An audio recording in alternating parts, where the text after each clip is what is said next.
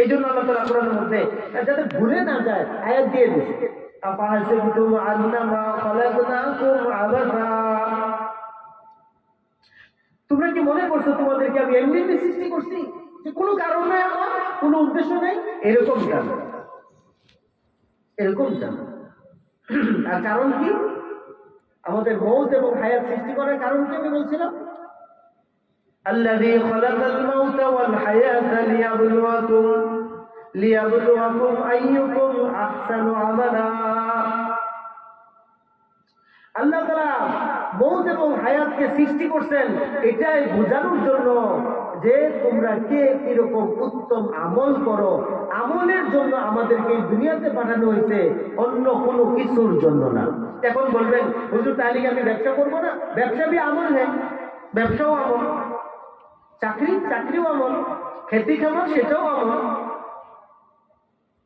বিবি বাচ্চার ভরণ পোষণ তাদের দেখভাল করা এটাও আমল, গরু ছাগলকে খাবার দেওয়া খড়কুটা দেওয়া সেটাও আমল। কখন হবে? আমল হওয়ার জন্য শর্ত আল্লাহর হুকুম আর শর্ত নবীর তরিকা। মুসলমানের প্রত্যেকটা কদম এটা ইবাদত হবে, মুসলমানের প্রত্যেকটা কথা সেটা ইবাদত হবে, মুসলমানের তাকানো ইবাদত হবে, মুসলমানের মুখের হাসি সেটা ইবাদত হবে। কখন? যখন আল্লাহর হুকুম আর নবীর তরিকা দুইটা সমন্বয় হবে, তখন সেটা ইবাদত, এছাড়া ইবাদত না। ভাই দেখেন, কুরবানির ঈদে গরু জবাই হয় কিনা? গরু জবাই হয়, কিন্তু আল্লাহ মাফ করেন আমি এমনি বলতেছি, কোন মুসলমানরা কি শুকর জবাই করে? কুরবানি তো করে না। কেন করে না? কারণটা কি? করে না এটা আল্লাহর হুকুম নাই। এটা কি নাই? জি, এটা হুকুম নাই।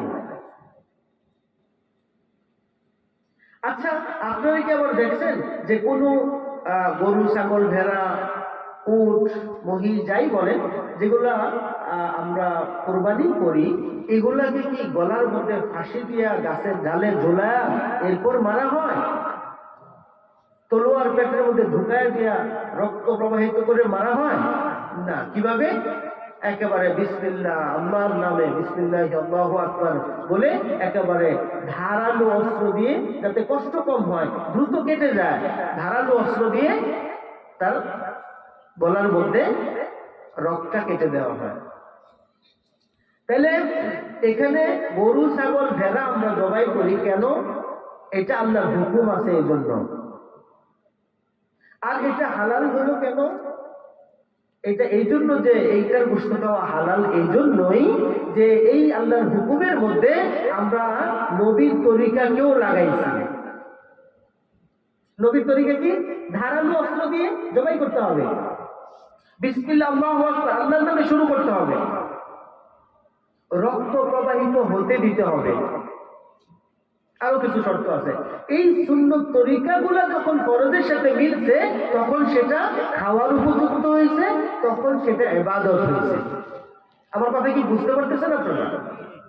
এখন এই জায়গাতে আমরা তরিকা ঠিক রাখলাম না, কিন্তু একটা কুকুরকে জবাই করলাম, তরিকা কিন্তু ঠিক, ধারালো অস্ত্র বিসমিল্লাহ আল্লাহ নামে উত্তর দক্ষিণ করে একেবারে সেই করে তরিকা সব ঠিক, কিন্তু নিচে শুধু কি গরুর জায়গায় কুকুর, এটা ঠিক হবে?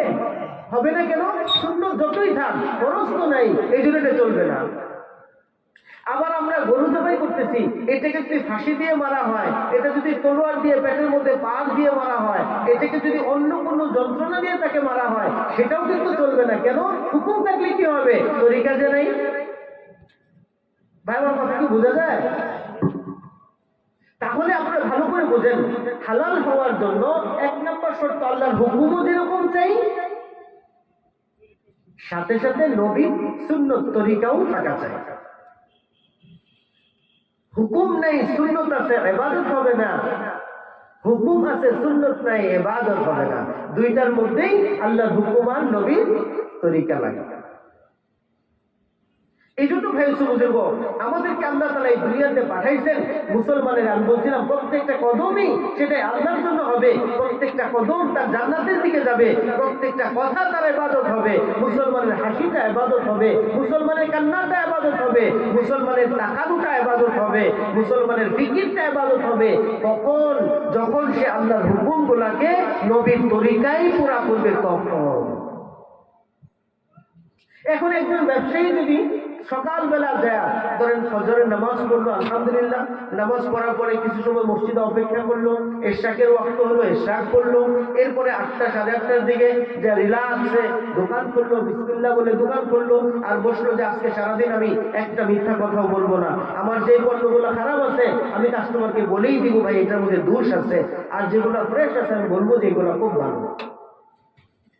অর্থাৎ আমি কোনো মিথ্যা বলবো না, কোনো মিথ্যার আশ্রয় আমি আজকে দিব না, মাপে কম দিব না, এরকম প্রতিজ্ঞা করে যে সারাদিন ব্যবসা করবে। এই সারাদিন ব্যবসা, মাঝখানে জোহরের আজান হবে নামাজ পড়বে, আসরের আজান হবে নামাজ পড়বে, মাগরিবের আজান হবে নামাজ পড়বে, এশারের আজান হবে নামাজ পড়বে। এই যে নামাজের বাহিরে যে সময়টুকু সে দোকানে কাটাইলো, এই টোটাল দোকানের সময়টা আপনারা বলেন সেটা ইবাদত নাকি ইবাদত না? এখন কয়জন ব্যবসায়ী আছে সত্য কথা বলে? আপনাদের লাগে কেমন আমি জানি না, আমাদের লাগে তো ভরপুর, মানে মিথ্যা কথা বলে এবং মিথ্যার আশ্রয় নেয়। তাহলে সে যদি জানতো যে এই ব্যবসাটা তার জন্য ইবাদত হবে, কি করলে? সত্য কথা বললে, তাহলে সে ওইটাই করত। ভাই এই জন্য এই ইবাদত হওয়ার জন্য আপনি আমি যাই কিছু করি না কেন, স্কুলে পড়া ইবাদত হবে, ইংলিশ শেখাও ইবাদত হবে, কোনো সমস্যা নাই। যদি আপনি ইংরেজি শিখেন এই জন্য যে নিয়ত করেন আমি ইংরেজি এই ল্যাঙ্গুয়েজ দিয়ে, ইংরেজি ভাষা দিয়ে সারা দুনিয়ার মধ্যে যত ইংলিশ কান্ট্রি আছে, ইংলিশ ভাষা চলে, তাদের ল্যাঙ্গুয়েজ, তাদের মাদার টাং হলো ইংলিশ, ওই সমস্ত মানুষদেরকে আমি দ্বীনের দাওয়াত দিব, তো এই ইংরেজি শেখাটাও ইবাদত হবে, হবে কিনা? জি। এই জন্য আমাদের সর্বপ্রথম যেটা করতে হবে যে আমি যেই কাজটাই করতে চাই দেখতে হবে এটা আল্লাহর হুকুম আছে কিনা, আর যদি হুকুম থাকে তাহলে নবীর তরিকাটা কি। আমরা মাহফিলের পরে কি আপনারা আপনাদের বাড়িতে যাবেন না? কি যাবেন কিনা? তো বাড়িতে যাবেন। এখন এই বাড়িতে যাওয়া এটা ইবাদত কখন হবে? যদি বাড়িতে যাওয়াটা আপনি সুন্নত তরিকায় যায়। মনে করেন বাড়িতে যাওয়ার সময় কি করা, কিছু কাজ তো সুন্নত তরিকা আছে না, সালাম দেওয়া, সালাম দেওয়া, সালামের জবাব না আসলে কিন্তু রুমে ঢোকা যাবে না। সালামের জবাবটাই হলো আসার একটা মানে পারমিশন। এই জন্য সালাম দেওয়া এটা সুন্নত। ঘরে যে আছে, আপনার ছোট বাচ্চা আছে, যে সালামও দেন মুসাফাও করেন, বিবির সাথে সালামও দেন মুসাফাও করেন, এগুলো তরিকা। ঘরে ঢোকার সময় বিসমিল্লাহ বলে ঢুকেন, এটা সুন্নত, এটা হেফাজত। আবার যখন আমি আপনি টয়লেটে ঢুকবো তখন হলো টয়লেটে তো যাইতেই হবে, এটা প্রাকৃতিক একটা ডাক আসছে, যাইতেই হবে। এখন যাওয়ার তরিকাটা কি? যেহেতু এটা একটু খারাপ জায়গা, তাহলে সুন্নত হলো বাম্পা দেওয়া, আবার ঢোকার আগে দোয়া করা, পায়ে স্যান্ডেল রাখা, টয়লেটে ঢোকার পরে কোনো কথা না বলা, চুপ থাকা, এরপর আবার জরুর সেটা বের হওয়ার সময় আগে ডান পা দিয়ে বের হওয়া। এই যে সুন্নত তরিকাটাকে যদি কেউ ফলো করে তাহলে এই টয়লেটের মধ্যে যদি তার 5 মিনিট 7 মিনিট 10 মিনিট 15 মিনিটও যায়, এই সময়টুকু তার ইবাদত হয়। তাহলে আপনারা বলেন মুসলমানের প্রস্রাব পায়খানা করাও যদি ইবাদত হয় তাহলে আর কোনটা ইবাদত না? কি আমার কথা বুঝতেছেন আপনারা? প্রস্রাব পায়খানা করাও যদি ইবাদত হয়ে যায় তাহলে আর কোনটা ইবাদত হবে না। কিন্তু শর্ত সব জায়গাতেই আল্লাহর হুকুম আর আল্লাহ তাআলা কোরআনের এক আয়াতের মধ্যে বলতেছেন, কুল ইন কুনতুম তুহিব্বুনাল্লাহ ফাত্তাবিউনি ইউহিব্বুকুমুল্লাহ ওয়া ইয়াগফির লাকুম যুনুবাকুম আল্লাহু গফুরুর রহিম। আল্লাহ বলতেছেন হে নবী আপনি বলে দেন, কুল আপনি বলেন, ইন কুনতুম তুহিব্বুনাল্লাহ, কেউ যদি বলে যে আমি আল্লাহকে ভালোবাসি, আপনি বলে দেন, হেন আপনি বলে দেন, কেউ যদি আমি আল্লাহকে ভালোবাসতে চায় সে যেন আপনি নবীকে ভালোবাসে। ভাই একটু ভালো করে শুনেন, খুব গুরুত্বপূর্ণ কথা। আল্লাহ বলতেছেন আপনি নবী বলে দেন কেউ যদি আমি আল্লাহকে ভালোবাসতে চায় তাহলে সে যেন আপনি নবীকে ভালোবাসে। যদি আপনি নবীকে ভালোবাসে, আমি ওয়াদা করলাম আমি তাকে ভালোবাসবো এবং তার জীবনের সমস্ত গুনাহ আমি মাফ করে দেব, কেননা আমি গফুরুর রহিম। তাহলে আল্লাহ তাআলা বলতেছেন কেউ যদি আমাকে ভালোবাসার দাবি করে সে যেন আমার নবীকেই ভালোবাসে, তাহলেই হবে। এবার নবী কি বলতেছে?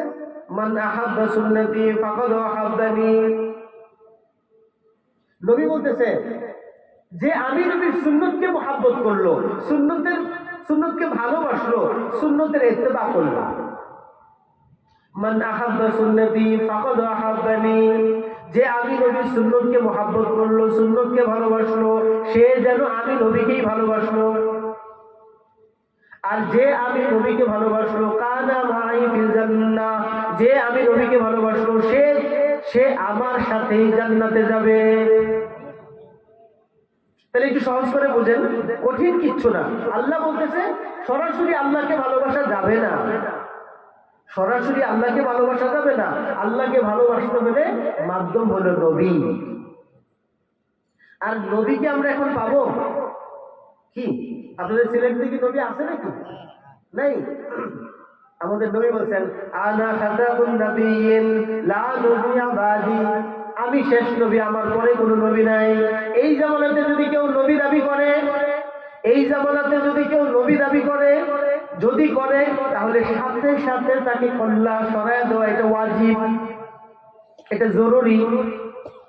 এই কথা যদি আবার কেউ প্রশ্ন করে তুমি যে নবী দাবি করলা তার প্রমাণ কি?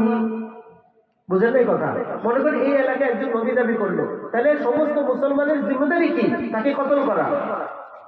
কেন? নবী যে বলছে আনা খাতামুন নাবিয়্যিন লা নবিয়্যা বাদি, আমি শেষ নবী, আমার পরে কোনো নবী নাই। তাহলে এই জামানাতে যদি কেউ নবী দাবি করে সাথে সাথে তাকে কতল করা ওয়াজিব। কিন্তু যদি একটু ভালো করে বুঝেন, যদি এই কথাটা কেউ বলে, আসে না আমরা অনেক সময় সামাজিক একটু দায়িত্বশীল লোক থাকে, বলে যাই তুমি যে কথা বললা কি প্রমাণ তোমার? হতে পারে এরকম একটা কথা, আল্লাহ মাফ করুক। যদি যে নবী দাবি করলো তাকে কতল করা তো ওয়াজিব, এই কথা যদি কেউ বলে ফেলে এই তুমি যে নবী দাবি করলা তার কি প্রমাণ আছে তোমার কাছে? বলতে পারে না? যে এই কথাটা বললো তাকেও কতল করা ওয়াজিব।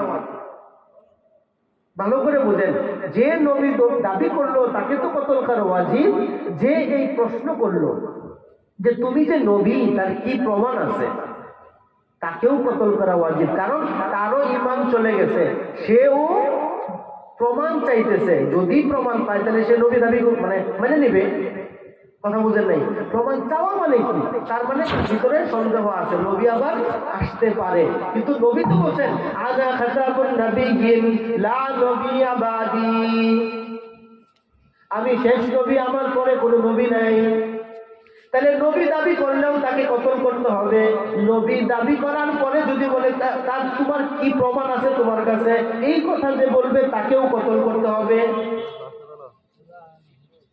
তাহলে যেহেতু আমরা নবীকে দুনিয়াতে পাবো না এটা আমরাও জানি, নবীও জানছে, আল্লাহও জানতো, এই জন্য আল্লাহ তাআলা সুন্দর করে তরতিব করে দিয়েছেন, নবীর মাধ্যমে জানায় দিয়েছেন মান আহাব্বা সুন্নতি ফাকাদ আহাব্বানি, যে আমি নবীর সুন্নতকে ভালোবাসবে, সুন্নতকে মুহাব্বত করবে, সুন্নতের ইত্তেবা করবে, সে যেন আমি নবীকেই ভালোবাসলো। আর যে আমি নবীকে ভালোবাসলো কানা মাই ফিল জান্নাহ, নিশ্চয়ই সে আমার সাথে জান্নাতে যাবে। তাহলে একটু ভালো করে বুঝেন তো, আপনারা বলেন দাড়ি লম্বা রাখা এটা নবীর সুন্নত কিনা? গোঁফ ছোট রাখা এটা নবীর সুন্নত কিনা? চুল বাম্পি রাখা এটা নবীর সুন্নত কিনা? পাগড়ি পরা এটা নবীর সুন্নত কিনা? হাতের নখ পায়ের নখ খাটো রাখা এটা নবীর সুন্নত কিনা? মুস্কি হাসি দিয়ে কথা বলা এটা কি নবীর সুন্নত কিনা? লম্বা জামা পরা এটা নবীর সুন্নত কিনা, অর্থাৎ ইত্যাদি ইত্যাদি যত নবীর সুন্নত আছে, ভালো করে বোঝেন, যত নবীর সুন্নত আছে এইগুলাকে যে মহাব্বত করবে। আমি আপনাদের এই কথা বলতেছি না যে আপনি লম্বা দাড়ি না রাখলে আপনি মুসলমান থাকবেন না, আমি এই কথা বলতেছি না। লম্বা দাড়ি রাখা এটা সুন্নত, আপনি এটাকে যদি মানেন, আপনি এটাকে পছন্দ করেন, আপনি এটাকে মহাব্বত করেন, তাহলে এটা এই দাড়িকে মহাব্বত করা হবে না, এটা নবীকেই মহাব্বত করা হবে। আর যদি এটা নবীকে মহাব্বত করা হয়ে যায়, তাহলে আল্লাহ তাআলা যে বলছেন, হে নবী আপনি বলে দেন কেউ যদি আমি আল্লাহকে ভালোবাসতে চায় সে যেন আপনি নবীকে ভালোবাসে। তাহলে এইখানে আমরা দেখতেছি সুন্নতকে ভালোবাসলে নবীকে ভালোবাসা হয়, আর আল্লাহ তাআলা বলতেছেন নবীকে ভালোবাসলে আমাকে ভালোবাসা হয়। তাহলে দেখেন প্রত্যেকটা সুন্নতের সাথে আল্লাহর সম্পর্ক আছে না নাই? আল্লাহর ভালোবাসার সম্পর্ক আছে না নাই? এই জন্য ছোট থেকে ছোট সুন্নত আমল করতে হবে, এটাকে ছেড়ে দেওয়া যাবে না। শুধু মিষ্টি খাওয়ার সুন্নত, বিয়ের পরে অলিমার সুন্নত এটাই সুন্নত না, আরো সুন্নত আছে। রক্ত দেওয়াও তো সুন্নত, দাঁত ভাঙাও তো সুন্নত, হাত ভেঙে যাওয়া এটাও তো সুন্নত নাকি? এই জন্য সমস্ত ছোটখাটো বড় যত সুন্নত আছে সুন্নতের উপর আমল করা চাই, সুন্নত মোতাবেক একটা জিন্দিগি বানানো চাই, তাহলে পুরা মুসলমানের জিন্দিগিটাই হবে বন্দী। এই জন্য আমাদের সবার নিয়ত আছে তো ইনশাআল্লাহ? কি নিয়ত করলেন? আমরা আজকে থেকে ইনশাআল্লাহ সুন্নতের উপর চলবো ইনশাআল্লাহ। হাদিসের মধ্যে আসছে জান্নাতে কেউ যেতেই পারবে না ঈমান ছাড়া। বলেন কি ছাড়া? জান্নাতে যাইতেই পারবে না ঈমান ছাড়া। কি ছাড়া? ঈমান ছাড়া। ওই হাদিসের মধ্যে আসছে ঈমান আসবেই না মুহাব্বত ছাড়া। ঈমান আসবে না কি ছাড়া? মুহাব্বত ছাড়া। তাহলে প্রথম কি বললাম? জান্নাতে কেউ যাইতেই পারবে না ঈমান ছাড়া। ঈমান তো আসবেই না মুহাব্বত ছাড়া। এই হাদিসের মধ্যে আসছে মুহাব্বত হবেই না সালাম ছাড়া। তাহলে একটু মিলাই নেন, আমি একটু মিলের কথাই বলতেছি। জান্নাতে যাওয়া যাবে না কি ছাড়া? ঈমান ছাড়া। ঈমান আসবেই না কি ছাড়া? মুহাব্বত ছাড়া। মুহাব্বত আসবেই না কি ছাড়া? সালাম ছাড়া। তাহলে সোজা কথা, সালাম দিলে নিলে অর্থাৎ বেশি বেশি সালামের লেনদেন হলে কি বাড়বে বলেন? মুহাব্বত। আপনার সাথে এলাকার মধ্যে যার শত্রুতা আছে যে কোনো কারণে, জমি খেতে নিয়ে ইত্যাদি কোনোভাবে সামাজিকতার কোনো বিষয়ে যার সাথে আপনার শত্রুতা আছে, তাকেও যদি বলেন আসসালামু আলাইকুম, কি বলেন? একবার, দুইবার, পাঁচবার, সাতবার, একদিন, 2 দিন, 15 দিন, আপনারা কি বলেন? তার সাথে কি একটা মুহাব্বত হবে কিনা? নাকি শত্রুতা বাড়বে? শত্রুতা কমবে, মুহাব্বত বাড়বে। তো বেশি বেশি সালাম দিলে মুহাব্বত বাড়বে, আর যত বেশি মুহাব্বত বাড়বে তত ঈমান বাড়বে, আর যত বেশি ঈমান বাড়বে তত সহজ হবে জান্নাতে যাওয়া। তাহলে আমরা সবাই জান্নাতে যেতে চাই তো ইনশাআল্লাহ? দেখি কে কে জান্নাতে যেতে চাই। মাশাআল্লাহ। আচ্ছা, তাহলে শর্ত শুনেন, যদি আমরা সবাই জান্নাতে যেতে চাই, এই কথাটা যদি মুখের কথা না হয়ে দিলের কথা হয়, তাহলে 1 নম্বর সবক, 1 নম্বর নসিহত তো আসলে করার বয়স হয় নাই, রিকোয়েস্ট করতেছি। 1 নম্বর সবক আজকে থেকে, এখানে যারা ছোট আছেন তারাও, যারা বড় আছেন তারাও, আপনার সাথে যে কোনো মুসলমানের সাক্ষাৎ হোক, সে আপনার ছোট না বড়, আপনি হিসাব করবেন না, সালাম দিবেন। কি দিবেন তো ইনশাআল্লাহ? ছেলে বাবাকে দিবে, বাবা ছেলেকে দিবে, স্ত্রী স্বামীকে দিবে, স্বামী স্ত্রীকে দিবে, শ্বশুর শাশুড়িকে দিবে, শাশুড়ি শ্বশুরকে দিবে, জামাই শ্বশুর শাশুড়িকে দিবে, শ্বশুর শাশুড়ি জামাইকে দিবে। কিন্তু আমাদের কিন্তু সালামের সিস্টেমটা আমরা একটা রেওয়াজ করে ফেলছি। শ্বশুরকে সালাম জামাই দিবে না, জামাই শ্বশুরকে দিবে, এটা রেওয়াজ না? রেওয়াজ দরকার নেই। সালাম শ্বশুরও জামাইকে দিবে।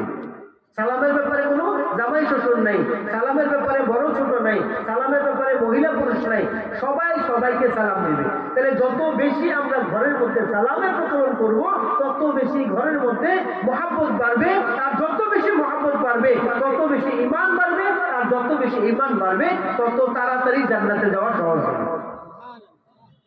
চেষ্টা করবো সবাই ইনশাআল্লাহ, ঘরের মধ্যে সুন্নতের আমল করবো তো ইনশাআল্লাহ। এই জন্য ইমান ইমান আসে ইমানের আলোচনার দ্বারা। ইমান আসে কিসের দ্বারা?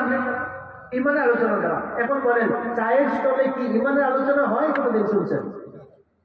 ওইখানে রাজনীতির আলোচনা, গীবত শেখায়তের আলোচনা, তার দোষ, তার নিন্দা, তার উল্টা পাল্টা, এগুলো আলোচনা চায়ের স্টলে হয়। আর ইমানের আলোচনা কোথায় হয়? মসজিদের মধ্যে। ইমানের আলোচনা কোথায় হয়? মসজিদের মধ্যে, দ্বীনি জলসার মধ্যে, কোন পীর মাশায়েখের সোহবতে গেলে, তবলিগ জামাতে গেলে, এখানে ইমানের আলোচনা হয়। যেখানে ইমানের আলোচনা হয়, ওই আলোচনার দ্বারা ইমান বাড়ে। আমরা সবাই মুসলমান কিনা? সবাই মুসলমান না, কিন্তু সবার ইমান কি বরাবর? ইমান বরাবর। গত 5 ওয়াক্ত নামাজের মধ্যে কোন একটা ওয়াক্ত তো আমাদের কারো থেকে ছুটতে পারে। গত 1 সপ্তাহের মধ্যে কোন একটা ওয়াক্তের নামাজ তো ছুটে যেতে পারে। তার মানে কি? আমরা মুসলমান, लेकिन ईमान बराबर नहीं है। हम सब मुस्लिम हैं, मुसलमान हैं, लेकिन ईमान बराबर एक ही नहीं है। ईमान कम और ज्यादा है, কম এবং বেশি। এখন এই ইমান যে কম বেশি, এটা যত বেশি ইমানের আলোচনা হবে তত ইমানের কুওয়াত বাড়বে, ইমানের শক্তি বাড়বে। আর ইমানের শক্তিতে সাহাবা ইজমাইন যুদ্ধ করতেন, তলোয়ারের শক্তিতে না। সংখ্যায় বেশি, এই শক্তিতে সাহাবা ইজমাইন যুদ্ধ করতেন না, যে আমরা তো সংখ্যায় অনেক বেশি, বরঞ্চ এই সংখ্যায় অনেক বেশি বলছে তো ওইরকম যুদ্ধের মধ্যে হেরে গেছে। সাহাবা ইজমাইন ইমানি শক্তিতে চলছেন, যুদ্ধের জন্য অস্ত্র নাই, বন্দুক নাই, তলোয়ার নাই। আল্লাহ রাসূল সাহাবীদের ইমানের পাওয়ার দেখে খেজুরের ডাল দিয়ে দিছে। আর এই খেজুরের ডাল কাফেরদের তলোয়ারের মোকাবেলায়, আপনারা বলেন, কাঁচা খেজুরের ডাল বা শুকনা খেজুরের ডাল, এটা ধারালো তলোয়ারের সামনে কি কি দুইটা কি ঠনঠন শব্দ হওয়ার কথা না? কেটে যাবে, কেটে যাবে। সাহাবা ইজমাইন এরকম ইমানের মজবুতি আল্লাহ রাসূল দেখছেন, আর তাদের অস্ত্র নেই, কিন্তু খেজুরের ডাল দিয়ে দিচ্ছেন। এই ডাল, খেজুরের ডাল দিয়া কাফেরদের তলোয়ারের বিনিময়ে মানে মোকাবেলা করছেন, আর সাহাবীরা জয়ী হয়েছে, কাফেররা কতল হয়ে গেছে। এক সাহাবী আয়েশা গর্বের সাথে বলতেছে, ইয়া রাসূলুল্লাহ, আমি এই খেজুরের ডাল দিয়া 10 কাফেরের কল্লা সরাইছি। গর্বের সাথে, ফখরের সাথে বলতেছে, ইয়া রাসূলুল্লাহ, এই যে আমি এই খেজুরের ডাল দিয়া 10 জনের কাফেরের কল্লা কাটছি। এই সাহাবী যখন বলে, এর আগে এই সাহাবী যখন নবীর সামনে আসবে, এরও আগে জিবরাইল আলাইহিস সালাম আসছেন। আয়েশা নবীকে বলছেন, হে আল্লাহর রাসূল, আপনার সাহাবীদের যে জামাত যুদ্ধের ময়দানে গেছে, তারা ফেরত আসা শুরু হয়েছে। আর আপনার কাছে কেউ কেউ এসে এই কথা বলবে যে আমি তো 10 জনের কল্লা কাটছি, আমি তো 5 জনের কল্লা কাটছি। আপনি তাদেরকে বলে দিয়েন যে এটা তোমরা করো নাই, এটা আল্লাহ করছে, এটা আল্লাহ করছে। কারণ আপনারা বলেন খেজুরের ডাল দিয়ে কি কারো কল্লা কাটা সম্ভব? কিন্তু সাহাবীরা তো কাটছেন, তারা তো নিজের চোখে দেখছেন। যখন সাহাবীদের সংখ্যা কম ছিল, তাদের ইমানি পাওয়ার এত ছিল, আর ইমানের পাওয়ারের কারণে আল্লাহ তাআলা খেজুরের ডালের মধ্যে তলোয়ারের শক্তি দিয়ে দিয়েছে। আজকে মুসলমানের সংখ্যা কম না বেশি? কি মুসলমানের সংখ্যা কম না বেশি? মুসলমানের সংখ্যা অনেক, কিন্তু ইমানের শক্তি খুব কম। এই জন্য রিভলভার দিলেও কাম হবে না। কি বুঝেন এই কথা? আসল শক্তি ইমানের শক্তি। এই জন্য এই ইমানের শক্তি যখন মুসলমানের কমে যাবে, তখন তার আমল আস্তে আস্তে কমে যাবে। আর এই ইমানের শক্তি যখন বাড়তে থাকবে, তখন অটোমেটিক তার আমলও বাড়তে থাকবে, আমলও বাড়তে থাকবে, আমলও বাড়তে থাকবে। ইমান দেখা যায় না, ইমানকে উপলব্ধি করার জন্য আমল দেখা যায়। আচ্ছা, যে ব্যক্তি ফজরের নামাজ ঠান্ডার মধ্যে মসজিদে এসে পড়ে, আর যে কম্বলের ভিতরে শুয়েই থাকে, আচ্ছা আপনারা বলেন দুইজনের ইমান কি এক? কি এক নাকি? এক তো না। আচ্ছা, ইমান তো দেখা যায় না, কিন্তু এটা তো বোঝা যাচ্ছে যে এই লোকটার ইমান একটু বেশি, না হলে এই ঠান্ডার মধ্যে মসজিদে এসে নামাজ পড়লো। তার মানে কি ইমানকে দেখা যায় না, ইমানের কিছু ফল আছে, ইমানের কিছু গুণ আছে, এগুলা বাহিরে বোঝা যায় যে এটা ইমানের ফল। অনেক মুসল্লি এখানে আপনাদের শ্রোতারা অনেকেই ছিল, কিন্তু সবাইকে আছে এখন? অনেক তো নাই। আপনারা তো আছেন আলহামদুলিল্লাহ, যারা আছেন। তাহলে তারা আর আপনারা এই দুই মধ্যে কি ইমান সবার বরাবর? কি আপনারা বলেন বরাবর না?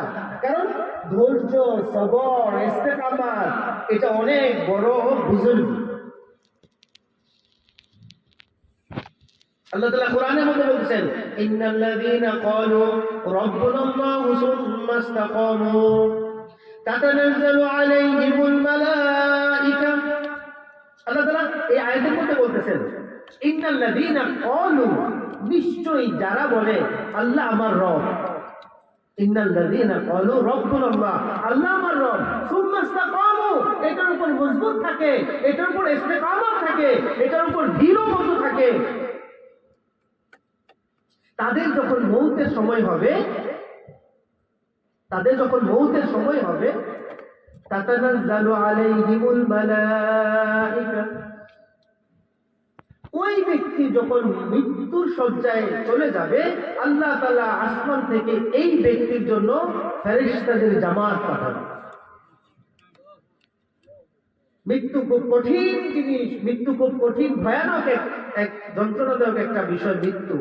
ওই মুহূর্তে ওই যে মৃত্যু হবে আর কি, তো সে এত টেনশনে, এত পেরেশানিতে, এত লুটে পড়বে, তার গলা শুকায় যাবে, সে জাহান্নামের ভয় পেতেছে, হ্যাঁ, নিজে আমল কম, দুশ্চিন্তায় আছে। ওই সময় ওই ফেরেশতারা বলবে, লা তাখাফু, তোমার কোনো ভয় নাই, তোমার কোনো ভয় নেই, তোমার কোনো ভয় নাই, তোমার কোনো চিন্তা নাই, তোমাকে জান্নাতে নেওয়ার আগ পর্যন্ত আমরা তোমার সাথেই থাকবো। কি যে ইমানের উপর ইস্তেকামাত, আমলের উপর ইস্তেকামাত, তার জন্য এই ফেরেশতাদের এলান হবে। এই জন্য ভাই, আমরা এই মজলিসের মধ্যে যারা আছি, আল্লাহ আমাদের প্রত্যেকে কবুল করেন, আমাদের প্রত্যেকের ঈমানকে আল্লাহ তাআলা, আমরা তো সাহাবী হতে পারবো না, কিন্তু সাহাবীদের বন্ধু যাতে আল্লাহ আমাদের ঈমানকে বাড়ায় দেন, নিয়ত আছে ইনশাআল্লাহ। সেই জন্য সাহাবীদের মতো ঈমান আনার জন্য সাহাবীদের মতো জান মালের কোরবানি লাগাইতে হবে। যখন আমি সাহাবীদের মতো কষ্ট মুজাহাদা করব, দিনের যখন যে টাকা যা আসবে, ওই টাকার উপর আমি লাভবাহিক করবো। আমার এলাকায় একটা ইসলামী জলসা, ওখানে আমি লাভবাহিক। একটা মসজিদ বানাইতেছে, ওখানে সাহায্যের দরকার, আমি লাভবাহিক। একটা মাদ্রাসা হইতেছে, চলতে পারতেছে না, সাহায্যের দরকার, আমি লাভবাহিক। যখন যে টাকা যা দিনের আসবে, ওই টাকাটার সাথে আমি লাভবাহিক করবো। এটা ইমানদারের সবচেয়ে বড় ইমানের আলামত। আর যদি মসজিদে যখন টাকা চাওয়া হয়, মাদ্রাসায় যখন টাকা চাওয়া হয়, তখন আমি চিন্তা করি যে এইখান থেকে 500 টাকা মাইনাস হলে তো 10,000 থেকে 500 চলে গেলে তো 9,500 হইল, বুঝেন নাই? 1000 থেকে 100 কমে গেলে তো 900 হইল। সে কমে যাওয়াটাকে ভয় পাবে, এটা হলো মুনাফিকের আলামত। এটা কমে যাওয়াকে যে ভয় পায়, এটা মুনাফিকের আলামত। আর যে দেওয়াকে পছন্দ করে, লাভবাহিক বলে সব সময়, সে ঈমানের আলামত। এই জন্য আমাদের প্রত্যেককে দ্বীনের জন্য মেহনত, কষ্ট, কোরবানি, মুজাহাদা করতে হবে। আর ঘরের মধ্যে দ্বীনদারি কায়েম করতে হবে, ঘরের মধ্যে দ্বীনের মেহনত করতে হবে।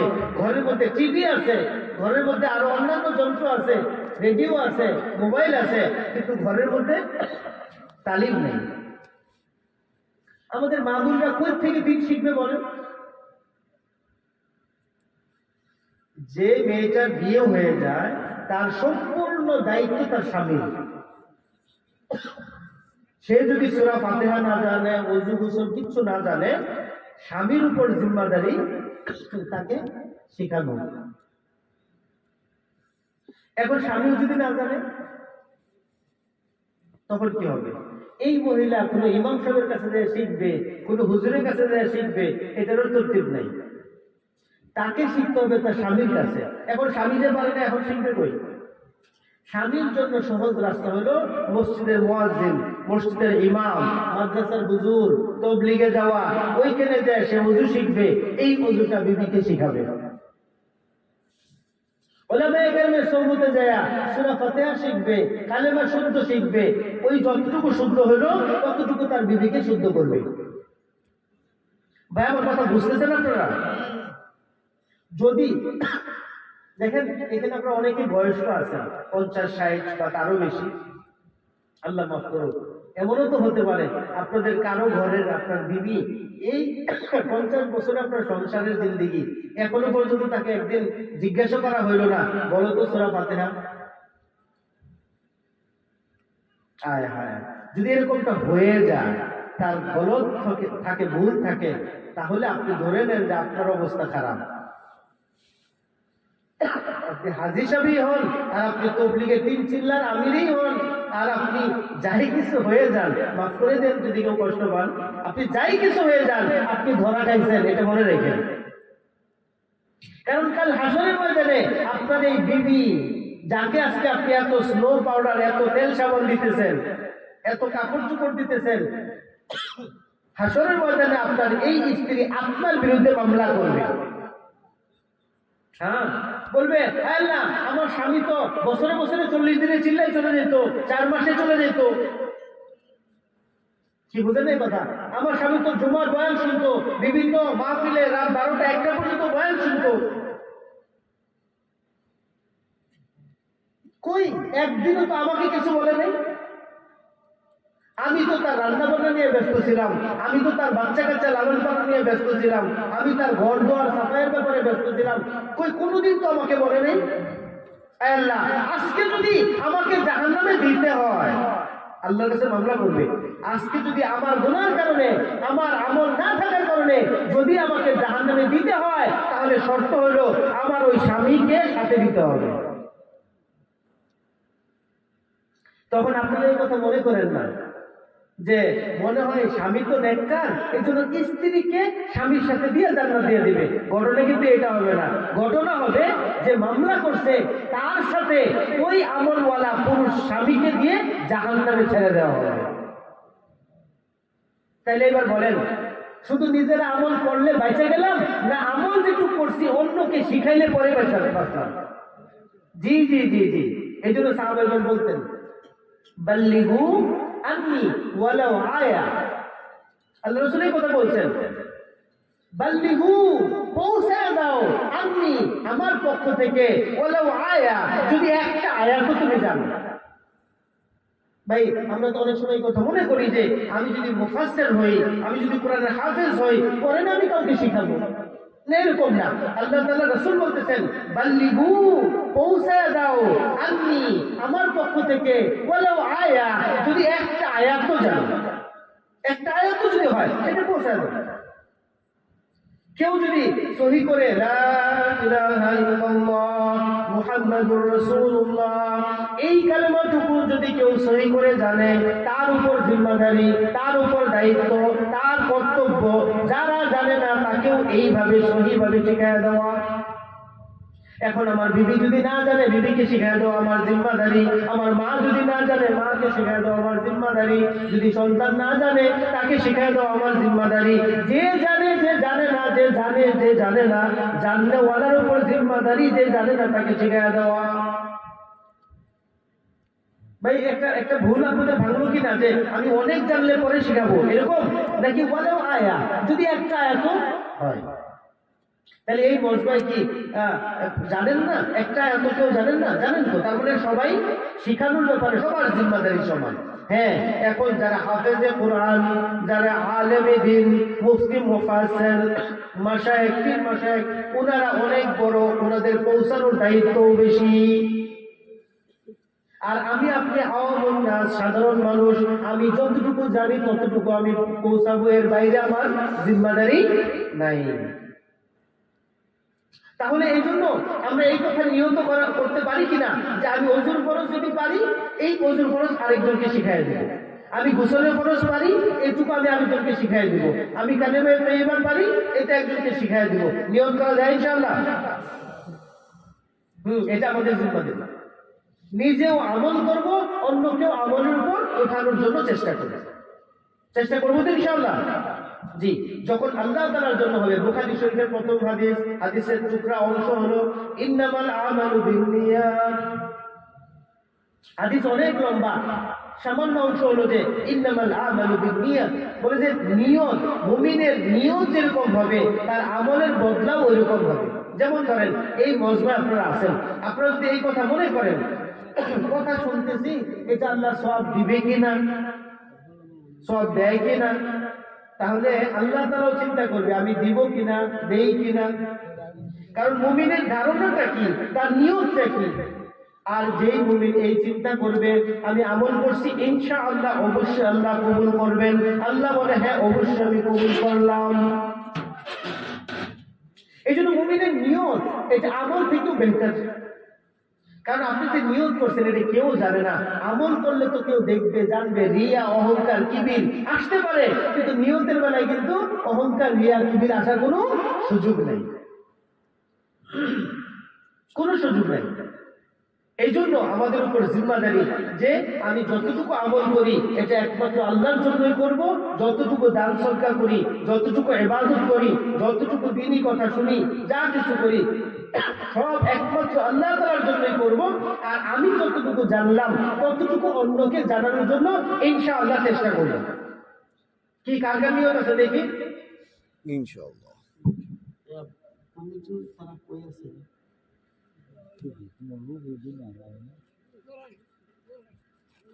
মাফ